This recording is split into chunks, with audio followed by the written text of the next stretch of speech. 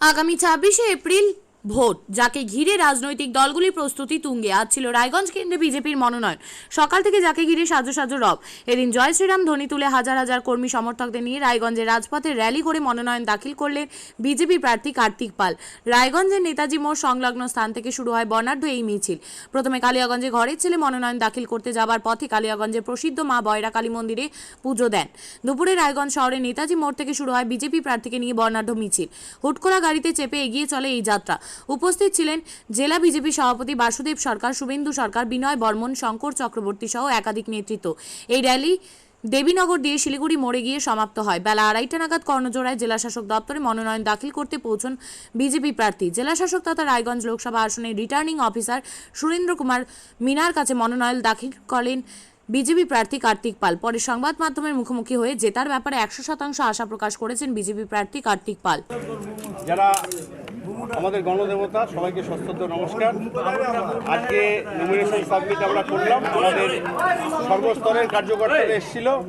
আপনারা দেখলেন আমরা সুশিক্ষিত এবং সুশৃঙ্খলভাবে সমাজের সর্বস্তরের মানুষকে নিয়ে আমরা আজকে নমিনেশন সাবমিট করলাম। বলছি যে আপনার বিরুদ্ধে গত শনিবার ভূমিপুত্র থেকে একজন আপনার কালিয়াগঞ্জেরই লোক, সে নমিনেশন সাবমিট করেছে। সে বলছে যে আমরা তাকে মানছি না এবং আমরা ভূমিপুত্র হিসাবে আমরা এটা করছি। উনি 70 সালের আগে এসছেন না পরে এসছেন, এটা আগে নিজে বিচার করে দেখো কি বলবেন। এবং যারা এসছে তারা একসময় বিজেপি করতেন। প্রথম কথা বলছি, জানি না কে বলেছে, আর এখন অবধি কি নমিনেশন সাবমিট হয়েছে সেটা আপনারা জানবেন, আর বাকি জবাব মানুষ 26 তারিখে। কেমন লাগছে বলতে অনেক বড় দায়িত্ব এবং তার সাথে একটা নতুন অভিজ্ঞতা, এবং কতটা বলবো আমি ঠিক, একটা তো যেরকম আলাদা একটা চিন্তা ভাবনা তো আসেই, তার সাথে এত বড় এরিয়া, এত বড় দায়িত্ব। আগে ছোট জায়গায় ছিলাম, মানুষের জন্য কাজ করতে হবে, এটা অবশ্যই ভাবতে হচ্ছে।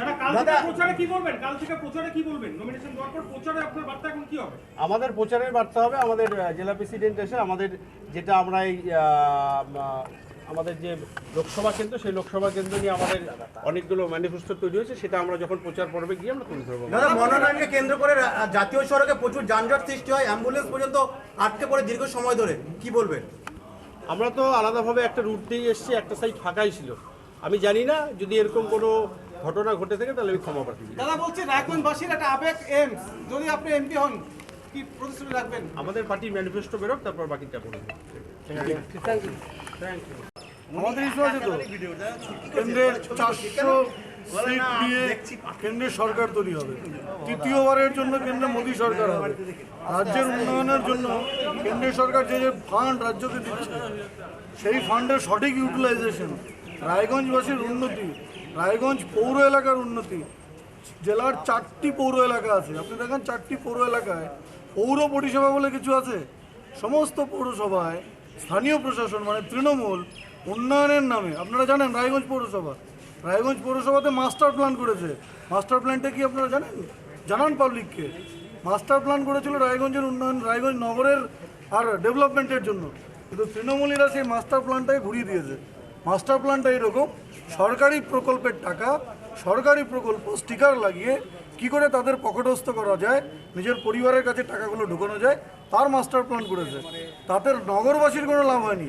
আমরা নগরবাসীর যাতে লাভ হয় তার জন্য প্ল্যান করব, জেলাবাসীর যাতে লাভ হয় তার জন্য নাম করব। ইতিমধ্যেই ভূমি রক্ষা কমিটি বা ভূমিপুত্র রক্ষা কমিটি নাম দিয়ে বেশ কিছু মনোনয়ন দাখিল হয়েছে, কি বলবেন? দেখুন, যখন নির্বাচন আসে এরকম কিছু কিছু ভুইফোর সংগঠন তৈরি হয়, তারা তৈরি হয়, নির্বাচন চলে গেলে এবার হারিয়ে যায়। 365 দিন সাধারণ মানুষের সাথে থেকে, সাধারণ মানুষের দুঃখ দুর্দশা দূর করার জন্য, সাধারণ মানুষকে নাগরিক পরিষেবা দেওয়ার জন্য, জনতা জনার্দনের দুঃখ বাটার জন্য, তাদের পাশে সারা বছর এদেরকে পান, কাউকে পান না। যখন ভোট আসে এরা মাটি ফুটে তার বেরোয়, ভোট চলে যায়, এরা আবার হারিয়ে যায়। তারা তো জনপ্রতিনিধি না, তারা তো আপনাদেরই দলের বিক্ষুব্ধ গোষ্ঠী। কোনো এরকম বিষয় নেই। ওই যে বললাম, কিছু কিছু মানুষ থাকে, যখন বর্ষা আসে আপনারা দেখেছেন, বর্ষার সময় আনাচে কানাচে রাস্তার পাশে অনেক বীজ অঙ্কুরিত হয়, বর্ষা চলে যায়, বীজগুলো আর গাছই হয় না, অঙ্কুরিত বীজগুলো এখানেই নষ্ট হয়ে যায়। শাসক এবং কংগ্রেস তারা বলছে বিজেপি যথেষ্ট অস্বস্তিতে আছে। কংগ্রেস কি অস্বস্তিতে আছে, তৃণমূল কি অস্বস্তিতে আছে, সেটা আপনারা সকলেই জানেন। তৃণমূলের প্রচারে আপনারা দেখতে পাচ্ছেন তৃণমূলের সংগঠন তৃণমূলের প্রার্থীর সাথে নাই। কংগ্রেস ফাঁকা মাঠে গোল দেওয়ার চেষ্টা করছে। এখন যে যার মতন কাঠি নিয়ে যে যার মতন করার চেষ্টা করছে, করুন। দাদা, আজকে 26 তারিখে আপনারা বুঝে যাবেন জনতা কার পক্ষে আছে। আজকের জনজোয়ার আপনারা একটুখানি দেখেছেন, রায়গঞ্জ নগরবাসী জেলাবাসীর আবেগ আপনারা দেখেছেন। 26 তারিখে তার বহিঃপ্রকাশ হবে। 4 তারিখে যখন খুলবে তখন বুঝতে পারবেন কার পাশে কে আছে। এই ভূমিপুত্র রক্ষা কমিটি যারা রয়েছে তারা কোনো প্রভাব ফেলবে না, তাদের কোনো প্রভাব পড়বে না? কোনো প্রভাব পড়বে না। আপনি কি জায়গা কিনতে চান? তাহলে আর চিন্তা নেই। 34 নম্বর জাতীয় সড়কের ধারে রায়গঞ্জের নট্টপাড়ায় ঠিক বিপরীতে নিউ উকিলপাড়ায় আজই সুলভ মূল্যে জায়গা কিনুন, গড়ে তুলুন নিজের স্বপ্নের ঘর। তাই আর অপেক্ষা না করে আজই চলে আসুন আমাদের এখানে, দেখে যান জায়গা। মন পছন্দের স্বপ্নের প্রাসাদ গড়ে তুলুন আপনার কেনা এই জায়গায়। তাই আজই যোগাযোগ করুন আমাদের সাথে।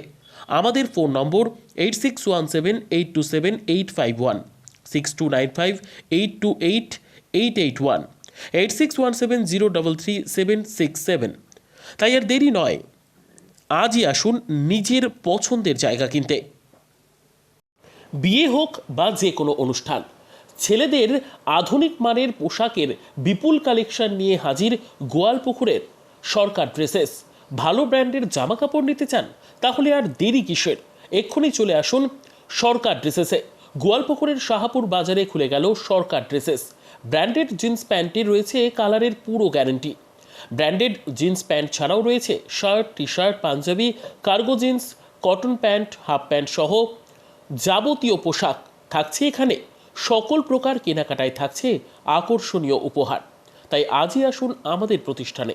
আমাদের ঠিকানা সরকার ড্রেসেস, শাহাপুর বাজার, গোয়ালপুকুর, উত্তর দিনাজপুর।